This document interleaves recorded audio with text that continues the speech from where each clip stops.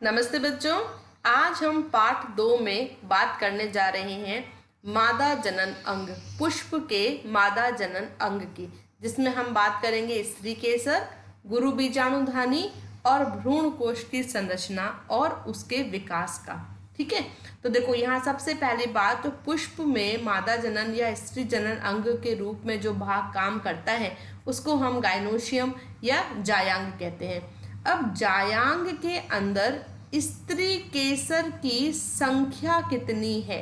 स्त्री केसर यानी कि इसको इंग्लिश में क्या कहते हैं? पिस्टल। तो स्त्री केसर की संख्या कितनी है उसके आधार पर जायांग को हमने 2 भागों में विभाजित किया है। पहला, एक स्त्री केसर या इसको एकांडपी या मोनोकार्पलरी भी कहते हैं। तो ये वो स्थिति है जहां जायांग के अंदर केवल एक स्त्री केसर या एक पिस्टल प्रेजेंट है। दूसरी स्थिति जो है बहु स्त्री केसर, इसको बहुअंडपी या मल्टी कार्पलरी के नाम से भी जाना जाता है। ये वो स्थिति है जहां पर जायांग की संरचना में एक से अधिक स्त्री केसर उपस्थित है। जब स्त्री केसरों की संख्या बच्चों एक से अधिक होती है तो वहां पर फिर 2 स्थितियां बनती हैं। पहली स्थिति कि भाई वो जितने भी स्त्री केसर हैं, पिस्टल हैं, वो सारे के सारे आपस में जुड़ जाएं, युक्त हो जाए, युक्तांडपी, जिसको सिनकार्पस भी कहा जाता है। तो इस स्थिति में जितने पिस्टल हैं वो सारे के सारे आपस में जुड़े हुए होते हैं। और दूसरी स्थिति बनती है एपोकार्पस या वियुक्तांडपी, यानी जितने भी पिस्टल हैं वो आपस में जुड़े हुए नहीं हैं, वो सारे के सारे अलग अलग विन्यासित होंगे। क्लियर? तो ये जो स्थिति है ये यहाँ पर इस फ्लो चार्ट से पूरी क्लियर होती है। अब यहाँ पर हम इस शब्द को बार बार प्रयोग में ले रहे हैं, स्त्री केसर। तो स्त्री केसर की खुद की संरचना कैसी होती है उसको एक बार हम आगे इसको समझते हैं। तो देखो, स्त्री केसर की अपनी संरचना इस तरह से है, जहाँ पर आपको एक ऊपर का टिप दिखाई देगा, ये कहलाता है वर्तिकाग्र। ठीक है, स्टिग्मा। ये वो जगह होती है जहां पर पराग कण आकर गिरते हैं या ठहरते हैं। इसके बाद में ये एक नली के आकार का भाग आपको दिखाई देगा, ये कहलाता है स्टाइल या वर्तिका। यहाँ पर जो बच्चों परागकण आके गिरे हैं, ये परागकण यहाँ अंकुरित होते हैं और पराग नाल का निर्माण करते हैं। और ये जो स्टाइल है वर्तिका, ये इस पराग नली को आगे बढ़ने के लिए रास्ता प्रदान करती है। तीसरा भाग स्त्री केसर का कहलाता है अंडाशय।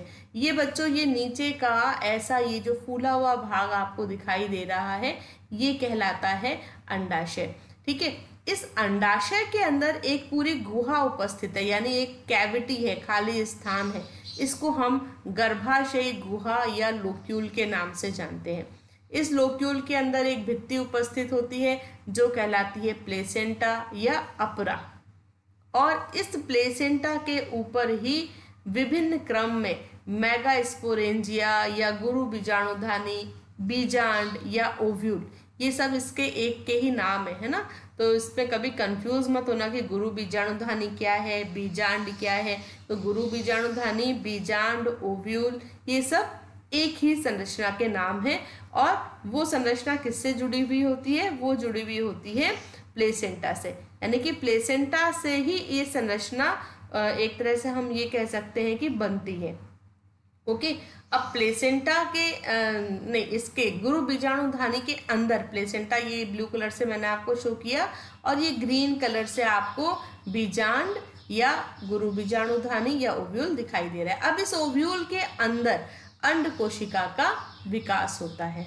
ठीक है, तो ओव्यूल के अंदर अंड कोशिका का विकास होता है। और ये पिंक कलर की एक संरचना आपको और दिखाई दे रही है, ये क्या है? ये है हमारा एम्ब्रियो सैक, भ्रूण कोश। और इस भ्रूण कोश के अंदर अंड कोशिका का विकास होगा। तो ये जो पूरी संरचना है, इसको आपको डायग्राम बनाना हो तो कैसे बनाओगे? देखो मैं बना रही हूँ, आप चाहो तो मेरे साथ बना सकते हो। ये ऊपर का टिप बनाया मैंने वर्तिकाग्र, ये इसकी वर्तिका नली के समान संरचना, ये इसका नीचे का फूला हुआ भाग जो कहलाता है अंडाशय। अंडाशय के अंदर हम बनाएंगे ओव्यूल। तो ओव्यूल बनाने की सिंपल सी विधि, ये आप इस तरह से बना सकते हो। थोड़ा पेन का साइज मोटा है, इसको मैं पतला कर लेती हूँ, नहीं तो ये डायग्राम यहाँ बनेगा नहीं। क्लियर? इसको मैं वापस बनाती हूँ ओव्यूल को इस तरह से। ये ओव्यूल की विस्तृत संरचना भी अभी हम पढ़ेंगे आगे।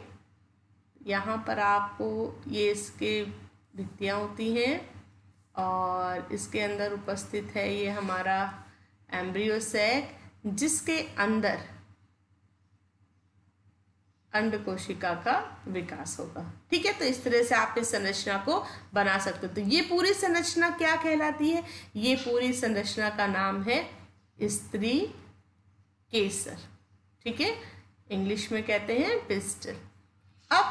अभी हमने यहाँ पर स्त्री केसर की संख्या के आधार पर जायांग का ये क्लासिफिकेशन पढ़ा था, है ना, कि एक स्त्री केसर, तो ये एक स्त्री केसर वाली संरचना हमें दिखाई दे रही है। आपकी किताब में बच्चों एक चित्र बना हुआ है जिसमें ये एकांडपी या मोनोकार्पलरी जो जायांग है उसको प्रदर्शित किया गया है।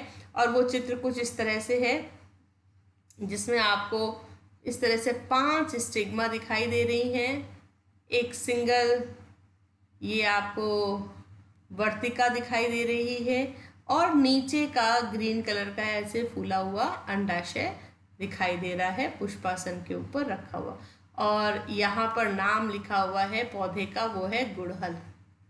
ठीक है, तो ऐसा ना चित्र बना के कई बार क्वेश्चन पूछ लिया जाता है, तो हमें ध्यान होना चाहिए कि हमारी किताब में कौन कौन से चित्र बने हुए हैं। तो बच्चों ये है गुड़हल, जिसमें ये गुड़हल के बाकी जो पुष्प के सहायक अंग हैं वो सब हटा दिए गए हैं और एंथर्स भी हटा दिए गए हैं। केवल यहाँ पर मादा जनन अंग को प्रदर्शित किया गया है।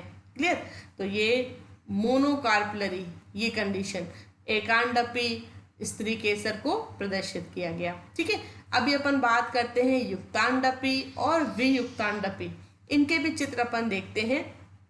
तो अपनी किताब में ना एक पेपेवर सोमनिफेरस यानी कि अफीम जिसको कहते हैं उसका जायांग को प्रदर्शित किया गया है और उसका चित्र कुछ इस तरह से है बच्चों। ये देखो, ये नीचे का फूला हुआ भाग तो इसका अंडाशय प्रदर्शित करता है और ये इसका ऊपर का भाग इसकी वर्तिकाग्र को प्रदर्शित कर रहा है। इस तरह से ये चित्र यहाँ पर दिया हुआ है। ये है पेपेवर। ठीक है, पेपेवर, और ये इसका नीचे का फूला हुआ भाग पुष्पासन। क्लियर? तो इसमें क्या संरचना प्रदर्शित करी गई है वो आप देखो। ये तो है हमारा युक्तांडपी अंडाशय। ठीक है, जिसमें सारे के सारे जो पिस्टल हैं, इस तरह के काफी सारे जो पिस्टल हैं वो सारे के सारे आपस में जुड़ गए और फ्यूज हो गए। और ऊपर की तरफ ये स्टिग्मा जो आपस में फ्यूज हो गई है, वर्तिकाग्र है ना, तो ये वर्तिकाग्र भी ऊपर की तरफ हमें फ्यूज दिखाई दे रही है। तो ये है वर्तिकाग्र और ये है युक्तांडपी अंडाशय। तो ये भी आपको पता होना चाहिए। पौधे का क्या नाम है? पेपेवर। ये डायग्राम भी आपकी किताब में दे रखा है। तो फर्स्ट ये हो गया, सेकंड ये हो गया। अब अपन बात करते हैं, देखो एक चित्र देखते हैं वियुक्तांडपी। वियुक्तांडपी को हम किस तरह से बना सकते हैं उसको देखते हैं। ये देखो, ये तो इसका डंठल हो गया, यानी कि जो पुष्पासन जिसको अपन कहते हैं थैलेमस, और ये इसके ऊपर विन्यसित सारे पिस्टल अलग हैं। ये सारे के सारे जो स्त्री केसर हैं वो हमें ऐसे अलग दिखाई दे रहे हैं। क्लियर है ना? तो ये सब क्या है? ये एक एक कार्पल है, एक एक पिस्टल है। तो ये है कार्पल्स और पिस्टल्स, सब एक एक स्त्री केसर यहाँ पर हमें अलग दिखाई दे रहा है। ये एग्जाम्पल है माइकेलिया। ठीक है, तो इस तरह से 3 एग्जाम्पल हमारी बुक में दे रखे हैं। वियुक्तांडपी ये कैसा अंडाशय को प्रदर्शित कर रहा है? जायांग को। तो ये वियुक्तांडपी जायांग को प्रदर्शित करता है। Apocarpous, carpels are free, apocarpous, carpels are free. Syncarpous यानी कार्पल्स आर फ्यूज्ड, युक्तांडपी आपस में जुड़े हुए। और ये एक स्त्री केसरी। ठीक है, तो अब मेरे ख्याल से आपको ये पूरी बात समझ में आ गई होगी कि स्त्री केसर क्या है, उसकी संरचना क्या है, और स्त्री केसर की संख्या के आधार पर कैसे हम जायांग को अलग अलग विभाजित कर सकते हैं। क्लियर? चलो आगे चलते हैं। और यहाँ पर जो अंडाशय के अंदर ये जो हमारा ओव्यूल है उसकी डिटेल पढ़नी शुरू करते हैं। ठीक है, तो अब अपन आते हैं गुरु बीजाणुधानी यानी कि ओव्यूल। इसकी संरचना क्या है और इसका विकास कैसे होता है। क्लियर? तो यहाँ पर अपन एक एक पॉइंट को लेंगे और उसको बिल्कुल क्लियर करते हुए चलेंगे। तो फर्स्ट पॉइंट, जो बीजांड है, बीजांड यानी कि ओव्यूल, गुरु बीजाणुधानी, तो ये एक व्रंत के द्वारा, एक व्रंत के द्वारा, ये एक व्रंत है, ठीक है, डंठल है, जिसके द्वारा ये प्लेसेंटा के साथ में जुड़ा हुआ रहता है। तो ये भाग है अपरा यानी कि प्लेसेंटा, इसके साथ में ये जुड़ा हुआ रहता है। तो इस व्रंत को हम कहते हैं फ्यूनिकल। ठीक है, बीजांड व्रंत ये कहलाता है बीजांड व्रंत या फ्यूनिकल। अब इसके ऊपर, इस व्रंत के ऊपर बीजांड लगा हुआ है, तो हम बीजांड को कैसे बनाएंगे। तो ये देखो बीजांड की संरचना मैं यहाँ पर बनाने जा रही हूँ।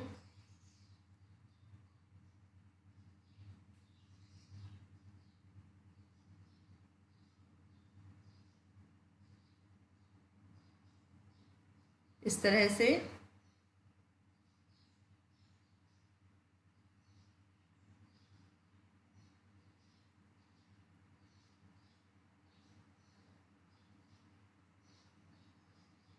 ये देखिए,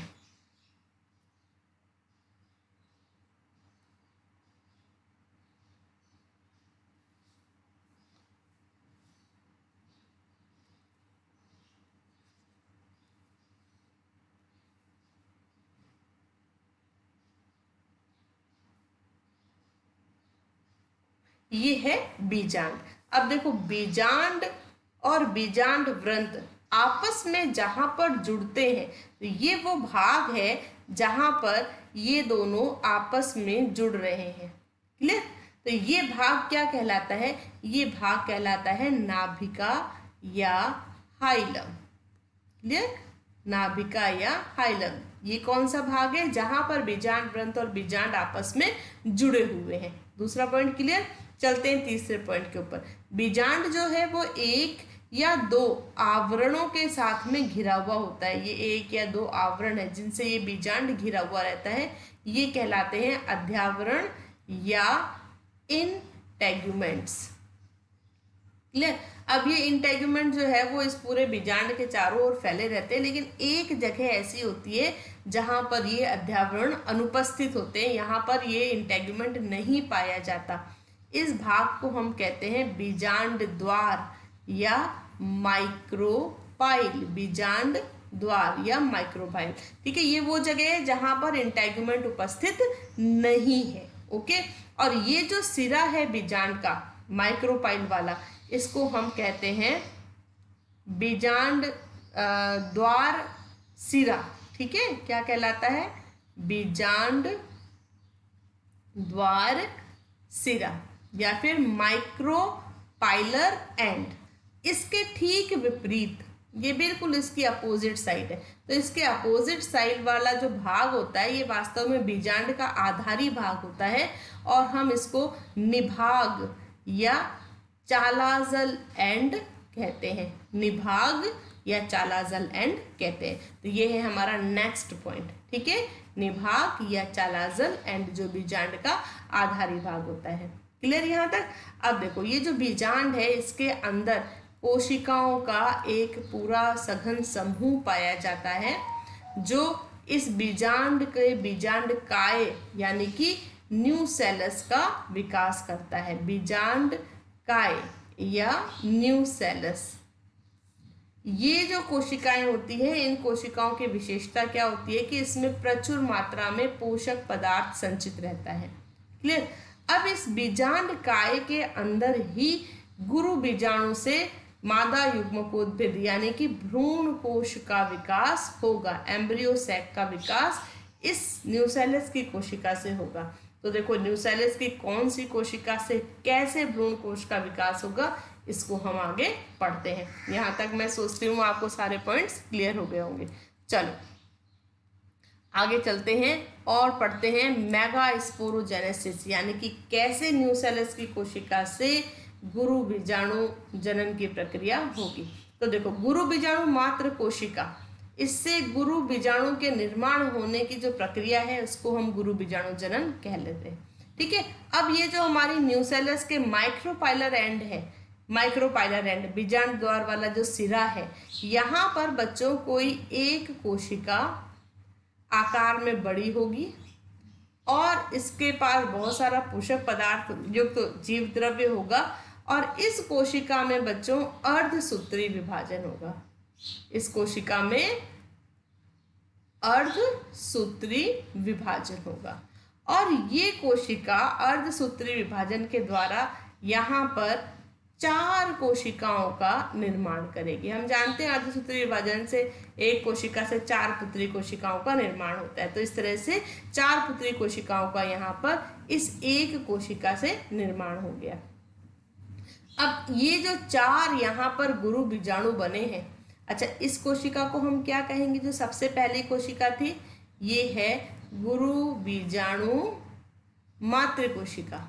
ठीक है, गुरु बीजाणु मातृ कोशिका। अब इस गुरु बीजाणु मातृ कोशिका में अर्धसूत्री विभाजन हो गया और 4 पुत्री कोशिकाओं का निर्माण हो गया। तो ये है 4 गुरु बीजाणु चतुष्क। इन चारों को हम क्या कहते हैं? ये कहलाते हैं गुरु बीजाणु चतुष्टक। ठीक है, mega spore tetrad, mega spore tetrad. अब यहाँ पर बच्चों विशेषता क्या होती है कि इन 4 गुरु बीजाणुओं में से 3 गुरु बीजाणु तो अपहासित हो जाएंगे, यानी कि 3 तो इसमें से नष्ट हो जाएंगे। 1 2 3 3 तो नष्ट हो जाएंगे। केवल एक, और वो एक भी कौन सा? जो माइक्रोपाइलर सिरे के पास में स्थित है। ये केवल एक गुरु बीजाणु जो है, ये एक गुरु बीजाणु सक्रिय गुरु बीजाणु की तरह कार्य करेगा और इस एक गुरु बीजाणु से ही एम्ब्रियो सैक का विकास होगा। क्लियर? यानी कि बाकी सारे के सारे ये 3 जो हैं, ये तो सारे के सारे अपहासित हो जाएंगे, नष्ट हो जाएंगे और केवल एक गुरु बीजाणु जो हमारा बचा है, ये एक गुरु बीजाणु ही क्या करेगा? आगे भ्रूण कोश का विकास करेगा। क्लियर? ये बात क्लियर हो गई। चलो तो अब हम इस गुरु बीजाणु को आगे लेते हुए कैसे भ्रूण कोश का विकास हो रहा है इस गुरु बीजाणु से। ये अब कौन सा गुरु बीजाणु है? ये है सक्रिय गुरु बीजाणु। क्लियर? अब यहाँ पर बच्चों एक पॉइंट और क्लियर करो जिसके ऊपर बहुत बार क्वेश्चन बनते हैं, वो है एक बीजाणुक विकास। एक बीजाणुक विकास यानी कि मोनोस्पोरिक डेवलपमेंट। इसका मतलब क्या होता है? मोनो मतलब सिंगल, है ना, एक बीजाणु। एक जो ये हमारा सक्रिय गुरु बीजाणु बचा है, केवल इस एक सक्रिय गुरु बीजाणु से ही पूरे के पूरे एम्ब्रियो सैक यानी कि मादा युग्मकोद्भिद यानी कि भ्रूण कोश का विकास होगा। तो ये जो प्रक्रिया है इसको कहते हैं एक बीजाणुक विकास। तो इसको बिल्कुल याद रखना, इसके ऊपर क्वेश्चन पूछा जाता है कि भाई एक बीजाणुक विकास क्या है। तो जब एक सक्रिय गुरु बीजाणु से मादा युग्मकोद्भिद यानी कि एम्ब्रियो सैक का विकास होता है, तो इस प्रक्रिया को हम एक बीजाणुक विकास कहते हैं। क्लियर? ओके, अब चलो देखो ये एक जो सक्रिय गुरु बीजाणु है ये अब कैसे विभाजित हो रहा है और कैसे ये निर्माण कर रहा है एम्ब्रियो सैक का। तो मैं इसको यहाँ पर बाहर बनाती हूँ ताकि इसकी सारी स्टेजेस को हम आराम से समझ सकें। तो ये है एक सक्रिय गुरु बीजाणु। अब इसके अंदर बच्चों समसूत्री विभाजन होगा। समसूत्री, अच्छा इसका प्लॉइडी लेवल क्या है? गुणसूत्रों की संख्या कितनी है? अगुणित। ठीक है, तो ये अगुणित या हैप्लॉइड है। अब इसमें समसूत्री विभाजन हुआ, केवल जो है वो केंद्रक का विभाजन होता है, कोशिका द्रव्य का विभाजन यहाँ पर नहीं होता। 2 केंद्रक बन गए, अब इसके बाद दोबारा विभाजन होगा। कौन सा विभाजन होगा? अगेन समसूत्री, और ये भी केवल केंद्रक का विभाजन करेगा। ओके, इसके बाद फिर विभाजन होगा समसूत्री ए, इस तरह से। तो हमारे पास कितने केंद्रक बन गए? 8 केंद्रक बन गए। और 8 केंद्रक बनाने के लिए विभाजन कितने हुए? 1 2 3। इस पे भी प्रश्न बनता है, इसको याद रखना। तो 3 समसूत्री विभाजन के बाद में हमारे पास में 8 केंद्रकीय संरचना आ गई। अब ये जो 8 केंद्रीय संरचना है, इसके बाद में अब यहाँ पर कोशिका भित्ति का निर्माण शुरू होता है। ठीक है, और कोशिका भित्ति निर्माण के लिए ये जो केंद्रक है, ये कुछ इस तरह से विन्यसित हो जाते हैं। मैं इसको आकार में बड़ा बना रही हूँ। 1 2 3 केंद्रक एक सिरे पे, 3 केंद्रक एक सिरे पे, और 2 केंद्रक केंद्र में। इस तरह से ये 8 केंद्रक विन्यसित हो गए। और अब देखो इसमें कोशिका भित्ति का निर्माण। 1 2 3। इसी तरह से यहाँ पर 1 2 और 3, और ये पूरी एक बहुत बड़ी कोशिका बनती है केंद्र के अंदर, इस तरह से। तो अब बच्चों यहाँ पर कोशिकाओं की संख्या कितनी है? केंद्रक की संख्या तो 8 हमें दिख रही है, कोशिकाएं कितनी है? 7 कोशिकाएं बनी है। और केंद्रक कितने हैं? 8 केंद्रक। अब ये जो स्थिति है, इसमें अब इसको अपन नामांकित करते हैं और इन सब का नाम जानने की कोशिश करते हैं। ठीक है, तो देखो इसका मैं यहाँ पर M लिख रही हूँ। M का मतलब है कि ये इसका माइक्रोपाइल वाला एंड है, यानी कि बीजांड छिद्र वाला। यहाँ मैं C लिख रही हूँ, इसका मतलब है ये चालाजल एंड है, निभाग वाला हिस्सा। ठीक है, तो ये जो निभाग वाला हिस्सा है बच्चों, यहाँ पर ये जो हमारी 3 कोशिकाएं उपस्थित है, 1 2 3, ये 3 कोशिकाएं बच्चों कहलाती हैं एंटीपोडल कोशिका या प्रतिव्यासांत कोशिका। क्लियर? और ये तीनों की तीनों कोशिकाएं यहाँ पर चालाजल एंड पर स्थित है। अब आगे हम बीच में इस बीच वाली कोशिका की बात करते हैं। बीच में जो ये बड़ी कोशिका उपस्थित है और इसके पास में 2 केंद्रक हैं, ये कहलाती है केंद्रकीय कोशिका।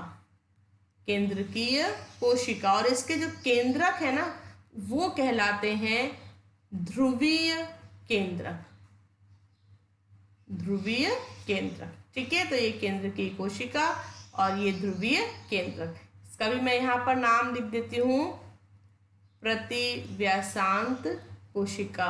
ठीक है, तो ये 3 कोशिकाओं का एक समूह है। अब बच गई ये 3 कोशिकाएं। चलो इन तीनों को अपन लेबलिंग कर देते हैं।